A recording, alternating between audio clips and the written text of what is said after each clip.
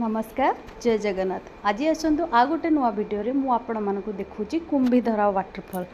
यही waterfall T आम Daringbadi trip रु फेरिला बेले नयागढ़ रास्तार पड़ी यह माधवपुर छकरू 2 किलोमीटर आ बौद्ध रु 56 किलोमीटर दूर अवस्थित।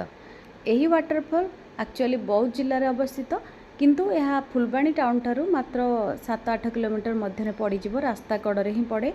वाटरफॉल टी बहुत ही सुंदर परिवेश आउ चारिपट ग्रीन जंगल आउ पानी रे आपण गाधेबार मजा मध्य नहीं पारिबे।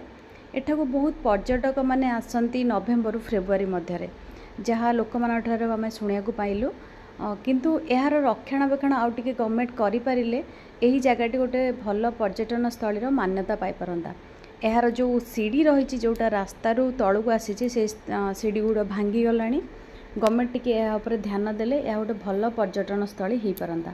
एठारे आमे मध्य जाइथिलु किछि समय फैमिली सहित बिताइथिलु।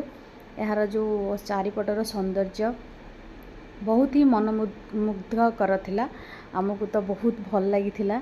पानी गुड़िक बेस बहुत ठंडा थिला। यार मध्य गोटे लोक कथा रही एठारे गोटे कुंभीरटीए थिला जहाकू अर्जुन सरभेद करी मारिया को चाहिथिले किंतु कुंभीरटी मरी नथिला किंतु सर जो जगार जाई बाजी थिला सेही जगारू पानी झरई यह झरणा रूप झरणा रे परिणत हो जाइथिला।